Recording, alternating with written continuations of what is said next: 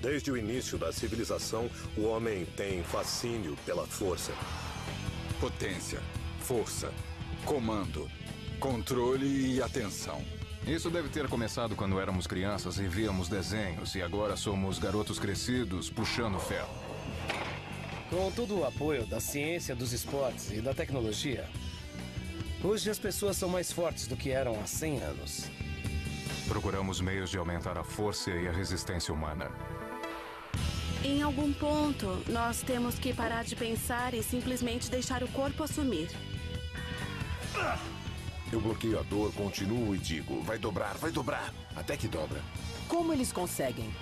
É força pura ou ciência? Força sobre-humana.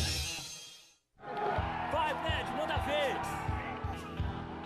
Todos os que buscam a força sobre-humana vivem num mundo próprio, com suas próprias regras, padrões e ciência.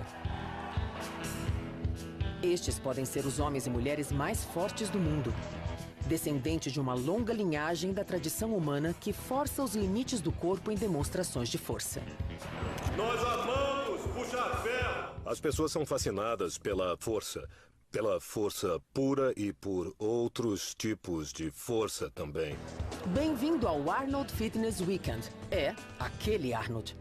Acho que desde o início da civilização, as pessoas são fascinadas pela força e, antigamente, ter força significava que você podia se proteger.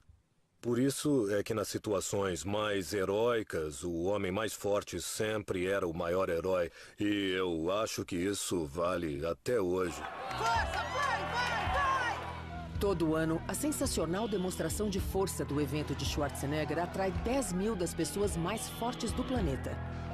É uma combinação de corpulência com bizarrice, num espetáculo absolutamente único. As pessoas ficam fascinadas com o que fazemos porque amam ver um peso enorme ser erguido. Erguer 230 quilos acima da cabeça não é normal. E ver alguém erguer todo esse peso do chão acima da cabeça impressiona muito. 2 arrancadas. E o árbitro deu um sinal para baixar. Esta é uma demonstração de força moderna, mas para testar seu poder, os concorrentes voltam ao passado. Como a roda de Apollon. Homens fortes erguem um enorme halter de 165 quilos, igual àquele que o famoso lutador francês Apollon ergueu no final do século XIX. Em mais de 100 anos, apenas 3 pessoas conseguiram levantá-lo. Esta competição em especial é só de força bruta. Ela não requer força cardiovascular ou resistência muscular, é força pura. E é uma prova muito popular desde o final dos anos 70, quando se espalhou como fogo de palha. Este é o maior teste de força no evento Strongman. Surpreendentemente, um competidor consegue erguê-lo 4 vezes. Parabéns! É um novo recorde! Depois de erguer um peso como esse, estabelecer um recorde mundial é como se conquistar uma coisa impalpável. Você precisa analisar, apreciar e depois se libertar da sensação para poder tentar bater um outro recorde. Quando erguemos mais peso do que o normal, o nosso sistema nervoso chama reforços, fibras musculares que não estavam atuando antes. Elas aumentam a força disponível. Depois, o músculo repara os danos, acrescentando células novas. Com a repetição desse processo, com o tempo, a massa muscular vai aumentando. E há muito músculo em exibição nesta prova. O levantamento de pneus de Jeep. Eles têm de levantar pneus imensos, presos a uma barra super resistente. Senhoras e senhores, vamos aumentar o peso. Um competidor ergue 442 quilos e estabelece um novo recorde mundial. É muito difícil, mental e fisicamente. Você tem de se concentrar muito, tem de usar a mente e quando acaba é um alívio. Aquele que vencer todas as provas do Strongman ganhará um Jeep Hummer e muito dinheiro para gasolina. O primeiro e o segundo colocados recebem $15 mil em prêmios.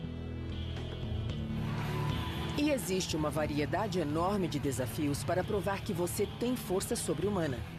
Provas de queda de braço, um desafio ao recorde mundial de supino. É isso, vai! E todo o drama e comoção de lutas profissionais. Vai, 350. Há também as performances, como a dos irmãos Pellegrini. Estes italianos apresentam um número que é uma demonstração incrível de equilíbrio e força.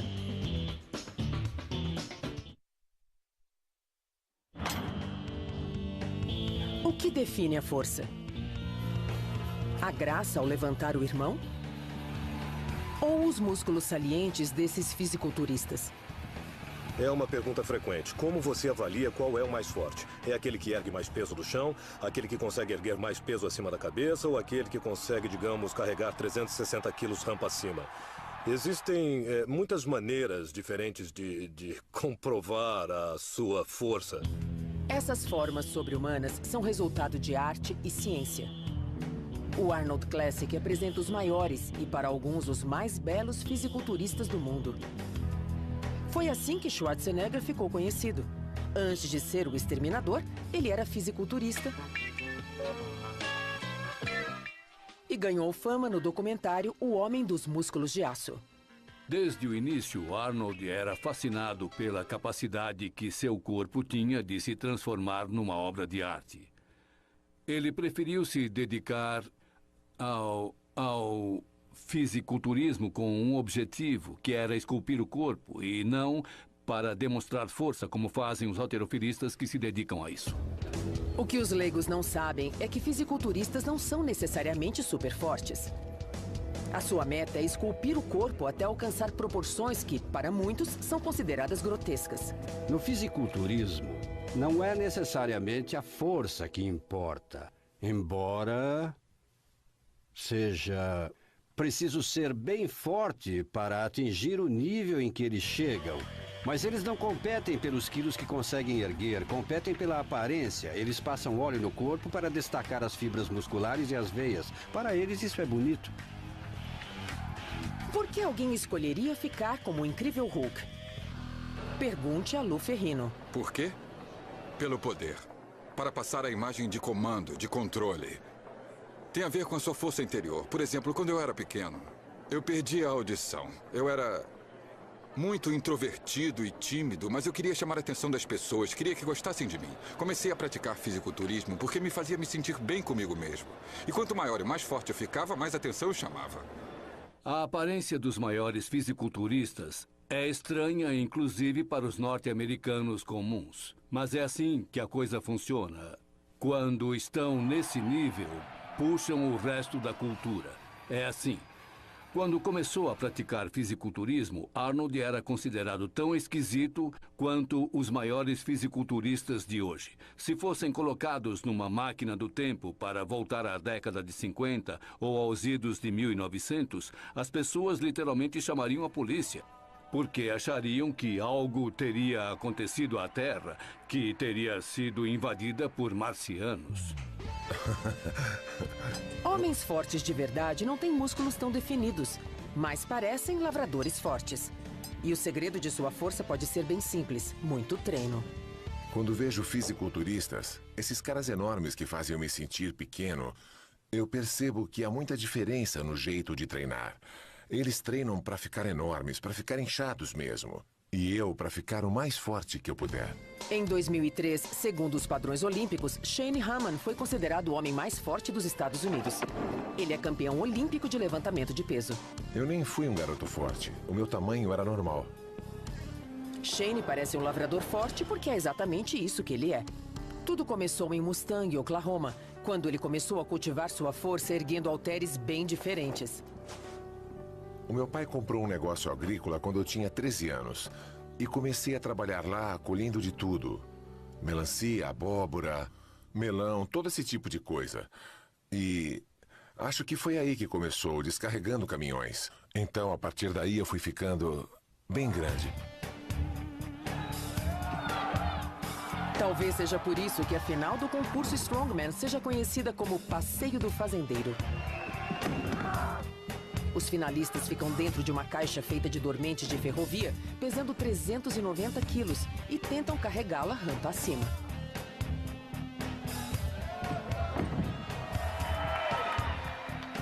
Seis dos 8 participantes fracassam completamente. até que chega o norueguês.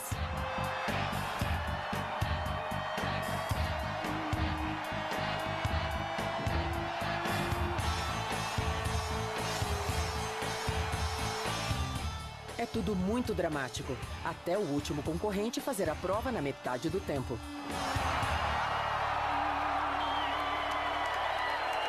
Quando o público vê o homem mais forte do mundo em ação fazendo algo extraordinário, ele aplaude de pé porque pensa, eu admiro isso. A Maria conseguir subir essa rampa ou levantar um halter de 90 quilos sobre a cabeça, ou então a roda de Apolon, seja qual for o número apresentado. Todos que estão lá em cima amariam fazer esse tipo de coisa. Poder, Vicky!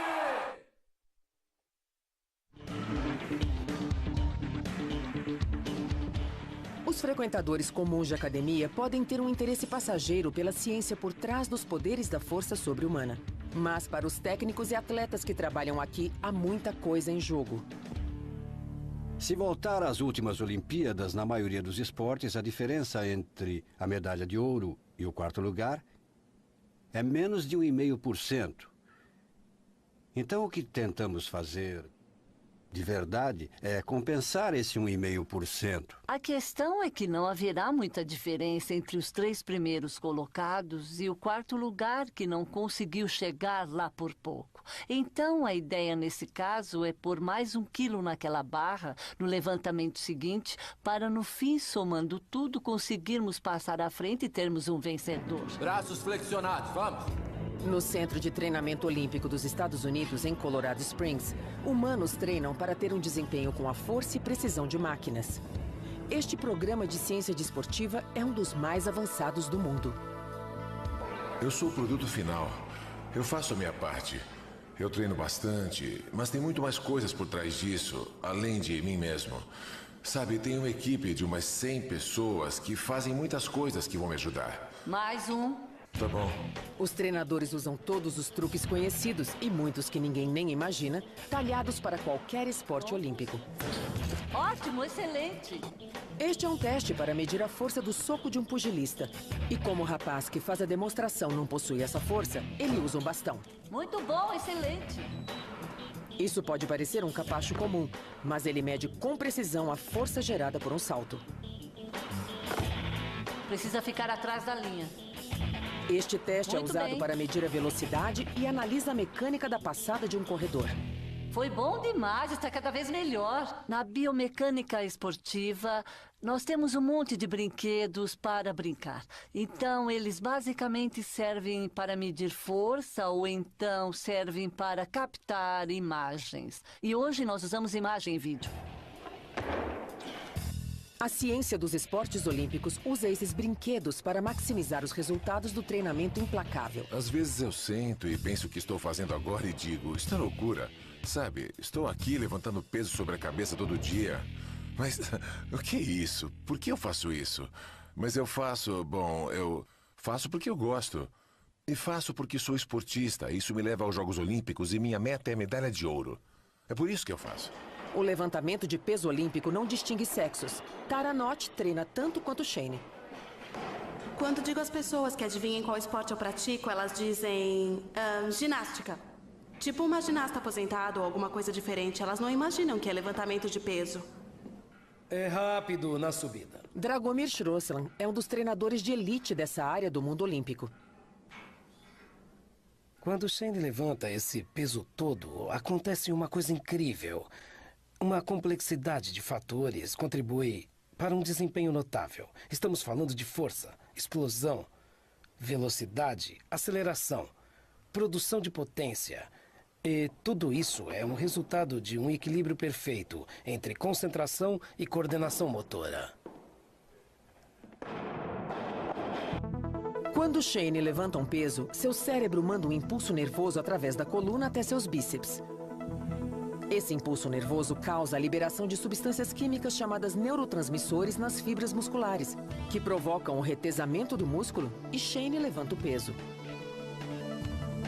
Este dispositivo mede o potencial de explosão.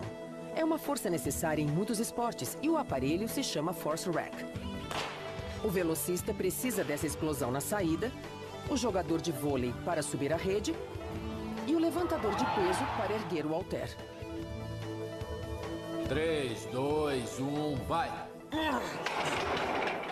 A meta é treinar os atletas com a máxima eficácia para que levantem o maior peso possível. Quer seja aumentando o seu poder de explosão, e para tanto é preciso poder medi-lo, e quer seja olhando para os ângulos do seu corpo. Você tem que poder analisar isso, e é isso que a tecnologia desportiva ou a ciência desportiva faz para nós. Ela analisa cada coisinha que não conseguimos ver no exercício ou levantamento, porque é rápido, é explosivo. Hoje, a ciência de ponta dos esportes olímpicos oferece aos atletas acesso imediato à informação.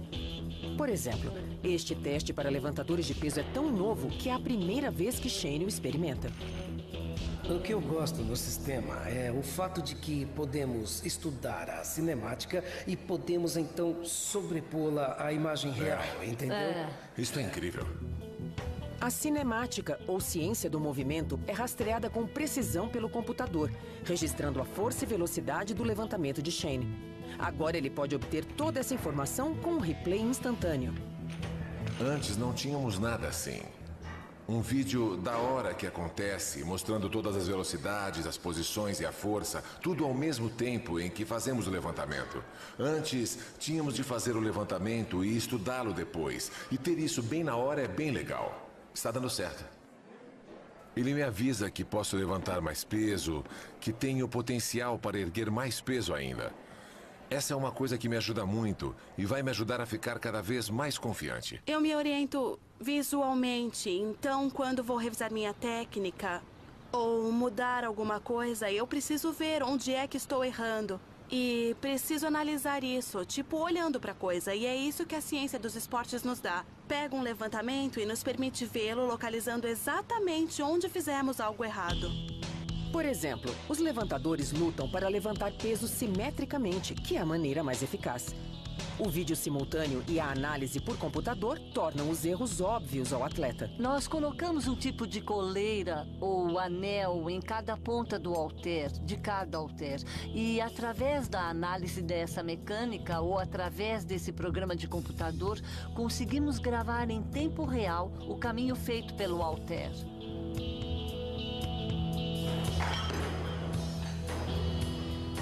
Tara Knott levanta mais que o dobro do peso de seu corpo. Ela pesa apenas 47 quilos e ergue 102. Então, a pergunta na ciência da força sobre-humana é: tamanho é documento? Há uma concepção errônea de que somos enormes e que somos muito fortes. Como os fisiculturistas, mas não somos. E podemos ser pequenos. Posso andar pela rua sem ninguém saber que sou levantadora de peso. E isso é divertido. Existe uma relação entre tamanho e força absoluta. Quer dizer, embora uma formiga, em termos de equivalência, seja mais forte do que um elefante, o elefante ainda tem mais força absoluta. Então, Shane é mais forte em termos absolutos. Mas, por quilo de massa corporal, se tem a mesma intensidade de treinamento, as pessoas menores costumam ser mais fortes. Proporcionalmente, a pequena Tara é mais forte que o grandalhão Shane. Acho que derruba o estereótipo. Muda completamente a concepção que se tem até agora. As mulheres podem ser fortes, poderosas, grandes atletas com muita força e ainda assim serem femininas. E eu acho ótimo mostrar aos jovens, meninos e meninas, que você pode ter qualquer tamanho para fazer o levantamento de peso. Isso!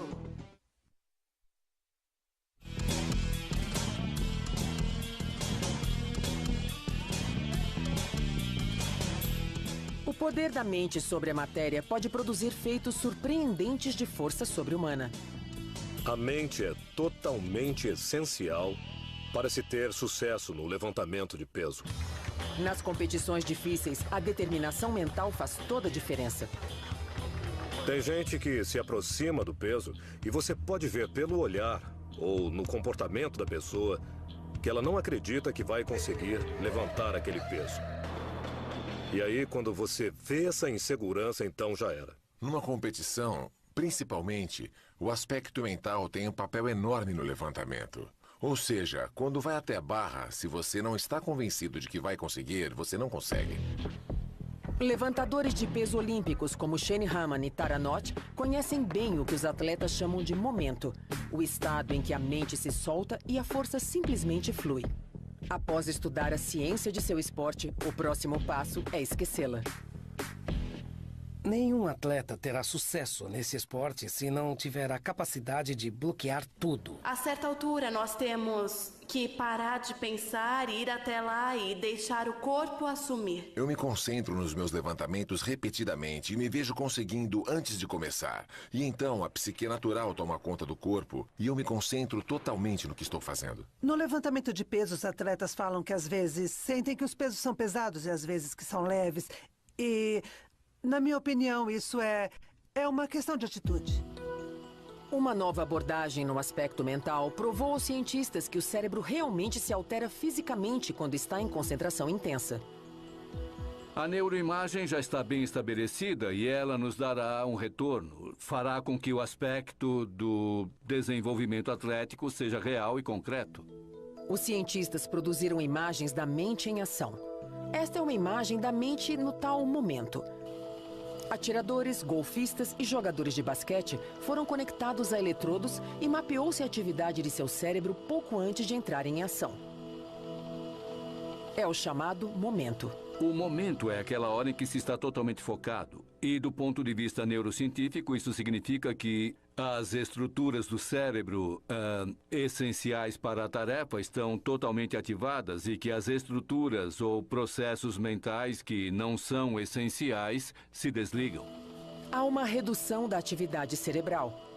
O que a ciência está provando é que o momento, que antes era uma ideia intuitiva, na verdade é bem real. Da mesma maneira que monitoramos o índice cardíaco ou assistimos a um vídeo para ver a mecânica do atleta, vemos a atividade cerebral. Psicólogos desportivos do Centro de Treinamento Olímpico ajudam os atletas a se concentrarem. Eles treinam os atletas até que fiquem quase no piloto automático. A ideia do desempenho se tornar praticamente automático também é real. Os cientistas a chamam de memória muscular. Um exemplo seria aprender a andar de bicicleta com 10 anos de idade.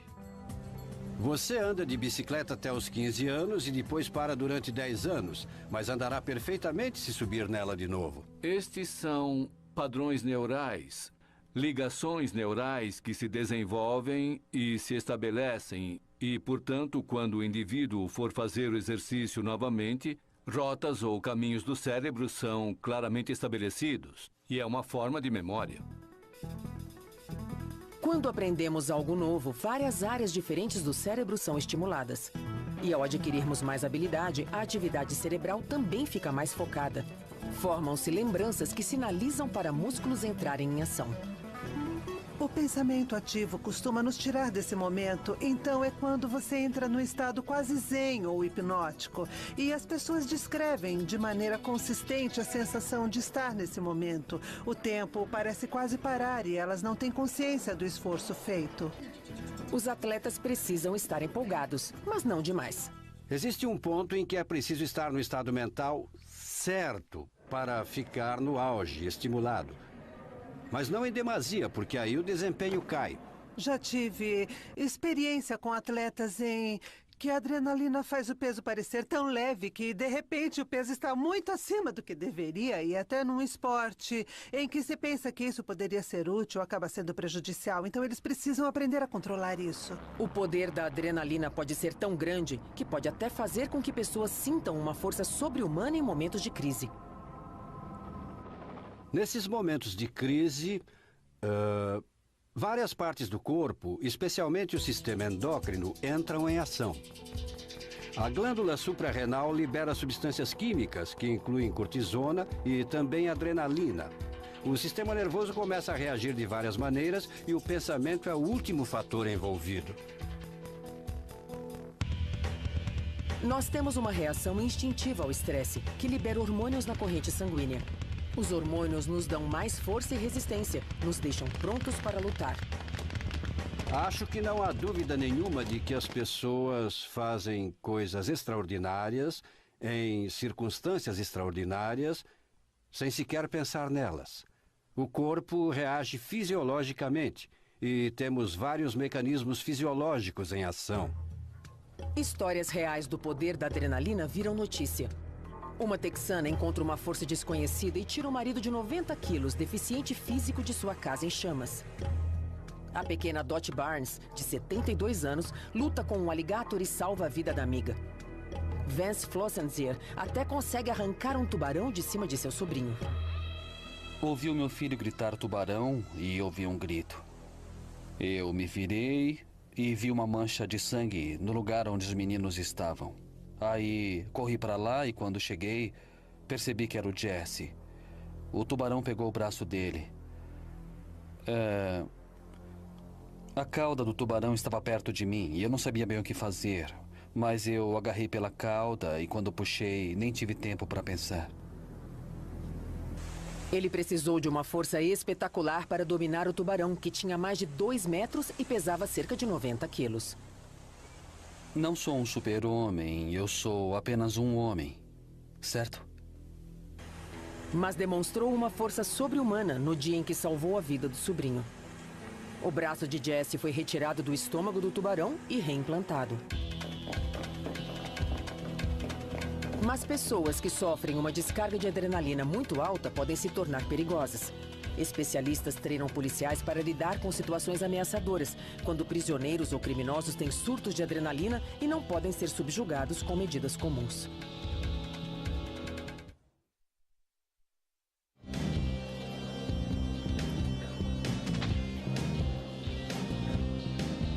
No mundo dos fisiculturistas, maior é melhor.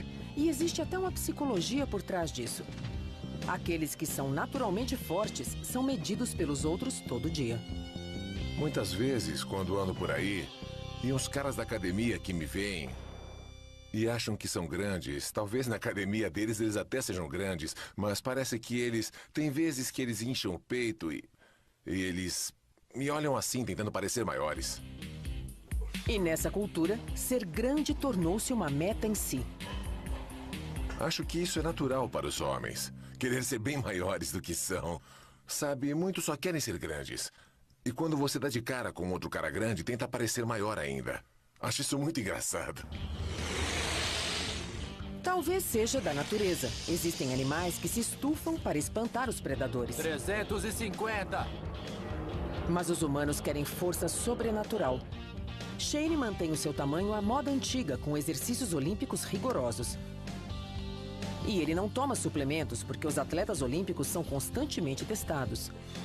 Mas é possível que os outros frequentadores da academia recebam uma ajuda artificial. A mesma sociedade que exige a perfeição física também pode promover o uso de drogas. Todos conhecemos a anorexia. Agora uma nova obsessão aflige fisiculturistas. Muitos usam esteroides. E há o que chamam de vigorexia, onde usam drogas, manipulam a dieta, têm fixação pelo espelho. A única coisa que ambos têm em comum é a insatisfação com o corpo. E de muitas maneiras é a chamada síndrome dismórfica corporal. Eles não gostam do que veem. E você não pode dizer, você já está grande ou você está bem magro. Para chegar ao corpo ideal, apela-se aos extremos. O termo esteroide soa distante e clínico. Mas o que é realmente? Esteroides são hormônios, estão no corpo, são produzidos pelo corpo. Os esteroides usados em esportes de força, basicamente, são derivados da testosterona, que é produzida no testículo humano. Hormônios masculinos deixam os músculos duros e salientes. E agora as mulheres também querem. Mudanças no ideal de beleza são vistas por toda parte. Realmente tivemos muitas mudanças. Muitas mulheres, Marilyn Monroe inclusive, seriam vistas hoje como tendo um corpo mole demais, com pouco tônus. Agora a meta é ter o abdômen chato e firme, que possa ser mostrado com o estilo de vestir atual, ter braços tonificados e até com músculos visíveis. Isso requer muito treino. Celebridades têm tempo e dinheiro para um personal trainer, mas outras mulheres apelam para um atalho usando esteroides. Vemos mulheres com níveis de testosterona circulando no sangue muito mais altos do que um rapaz grandalhão de 17 anos teria naturalmente. Estima-se que de 3 a 6% dos adolescentes também usam esteroides. Em termos de desempenho esportivo, é assustador porque tanto meninas quanto meninos usaram esteroides na adolescência. Está claro que este não é um problema limitado a atletas de elite e não é um problema limitado aos homens. E é um problema enorme. As Olimpíadas baniram o uso de esteroides em 1975, não só para nivelar as competições, mas também para proteger a saúde dos atletas. Os esteroides podem dar uma força sobre-humana, mas o preço é alto. Eles podem estimular a aparição de câncer e arrasar com a saúde cardiovascular. Tendem a aumentar a pressão sanguínea, podem causar problemas de fígado, podem causar atrofia testicular, podem fazer mulheres pararem de menstruar.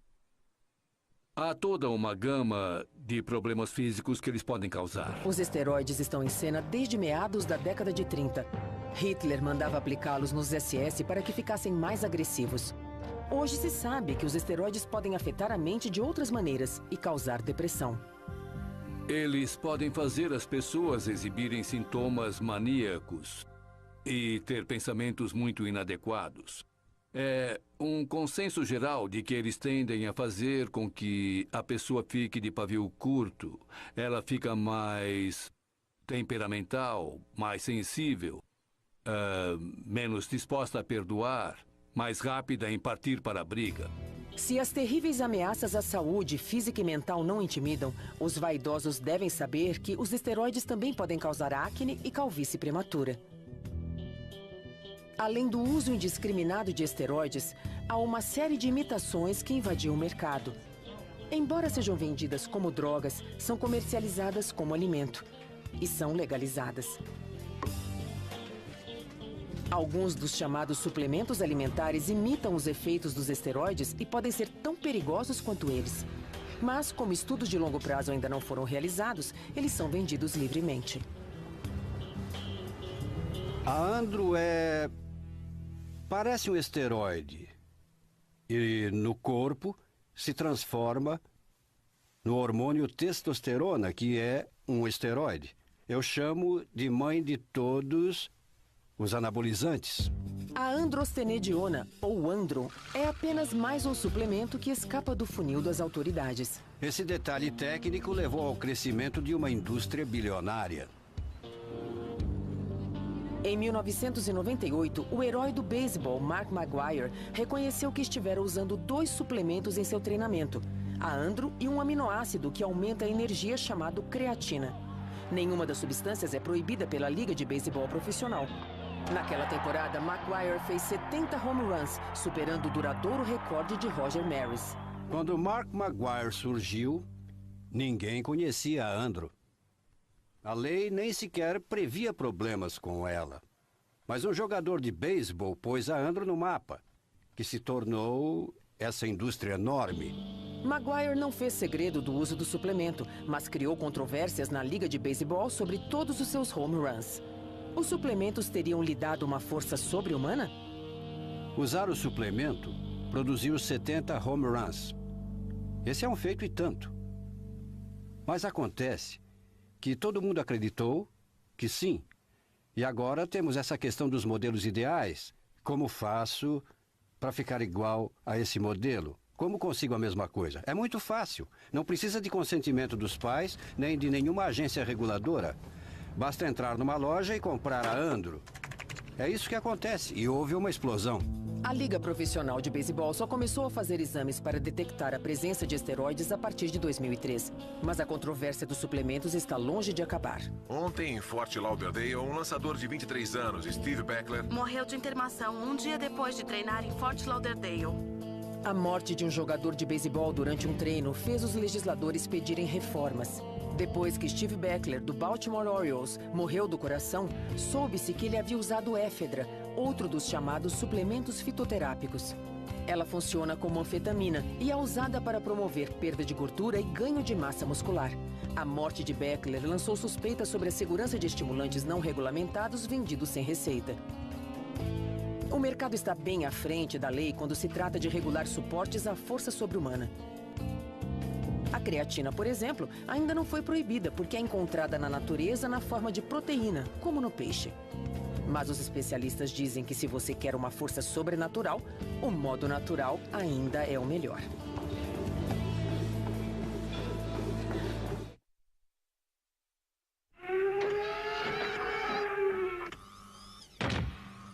Faz tempo que os humanos fantasiam que a ciência nos dará força sobre-humana para combater nossos demônios, ou extraterrestres, como neste caso.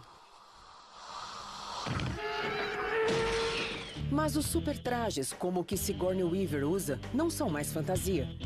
Eles já estão sendo desenvolvidos por cientistas. Nós literalmente pegamos aquilo que a Sigourney Weaver tinha em Alien, aquela máquina enorme que ela operava. Então nós criamos um traje com a mesma capacidade, mas agora esse traje é usado como uma roupa comum. Cientistas procuram maneiras de instilar superforça no uniforme de soldados e de construir o que chamam de exoesqueletos blindados. Hoje temos exoesqueletos para soldados. Aquelas coisas que eram de faz de conta nos filmes e na TV de 15 e 20 anos atrás podem ser usadas por soldados individualmente. E quando nós falamos de força sobre-humana, não falamos de músculos, mas falamos de capacidade. O Exército, institutos de pesquisa e empresas privadas como a Sarcos, em Utah, estão trabalhando em sistemas de aumento de força que até os super-heróis invejariam. E uma agência governamental pouco conhecida, a Agência de Projetos de Pesquisa Avançada de Defesa, ou DARPA, está desenvolvendo algo chamado exoesqueletos para aumento do desempenho humano.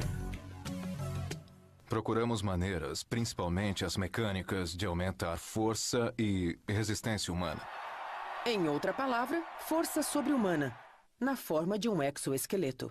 Veja, por exemplo, um inseto. A definição de exoesqueleto é um esqueleto na parte externa e não no interior como o nosso.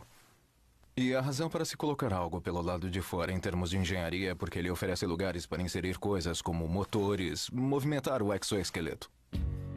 Armado com um projeto da DARPA, o soldado de hoje não será reconhecível amanhã. Com a ajuda do exoesqueleto, um soldado carregaria facilmente até 180 quilos de equipamento por até 4 horas e sem ficar cansado.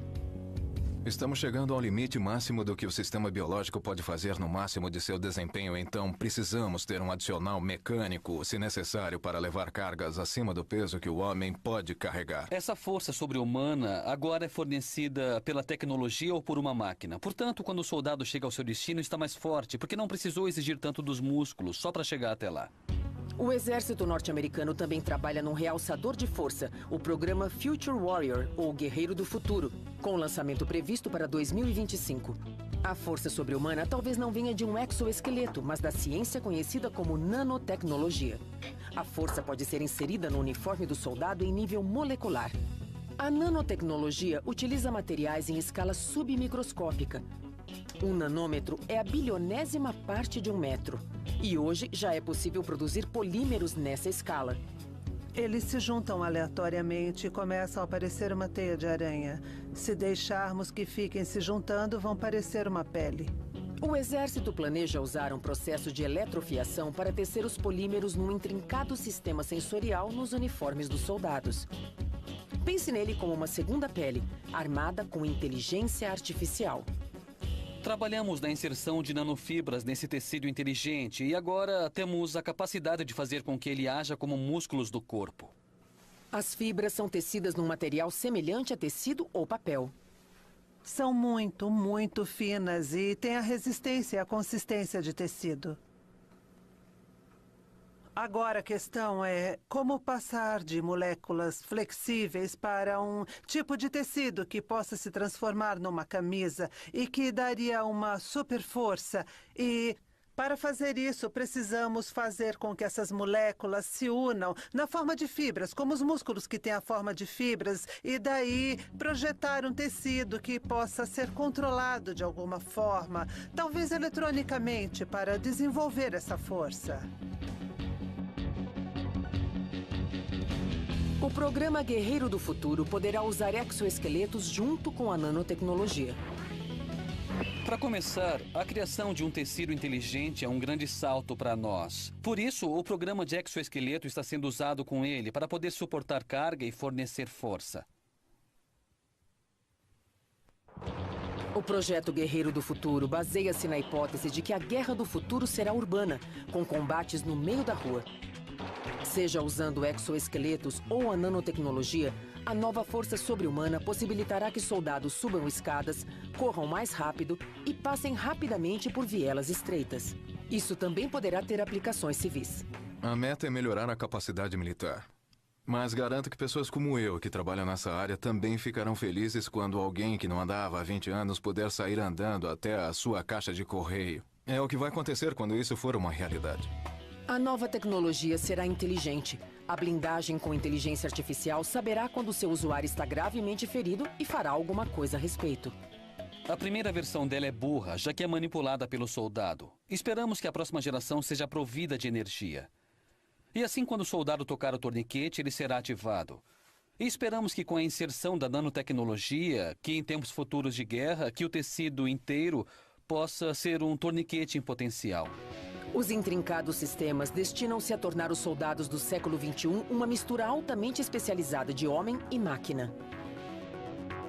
Historicamente, todas as nossas plataformas foram colocadas em campo. Os nossos F-16, por exemplo, os F-18, essas aeronaves tinham todas essas tecnologias e capacidades que não tínhamos para o soldado.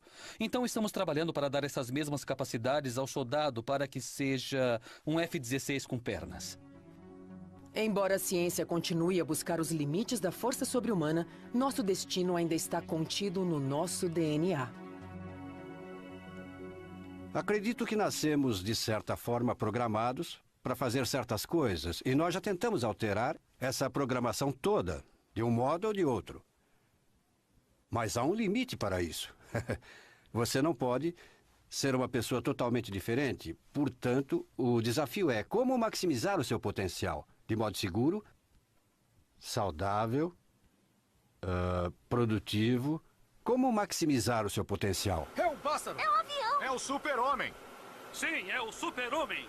Nascendo com ela ou não, o desejo de ter força sobre-humana permanece como aspiração humana quase universal. Bom, eu acho que se você tem um grande desejo de ser o melhor em alguma coisa, você tem que descobrir no que você quer ser o melhor e para que você tem o talento. Por exemplo, a gente vê esses homens que competem para ser o homem mais forte do mundo. Eles já têm um talento específico, eles já nascem grandes, eles são enormes. Quer dizer, todos eles têm, digamos, um dom hereditário de certa forma. E o resto vem pela força de vontade. Numa cultura que idolatra a força, a ciência poderá, afinal, ser a força derradeira que fará os super-humanos parecerem normais.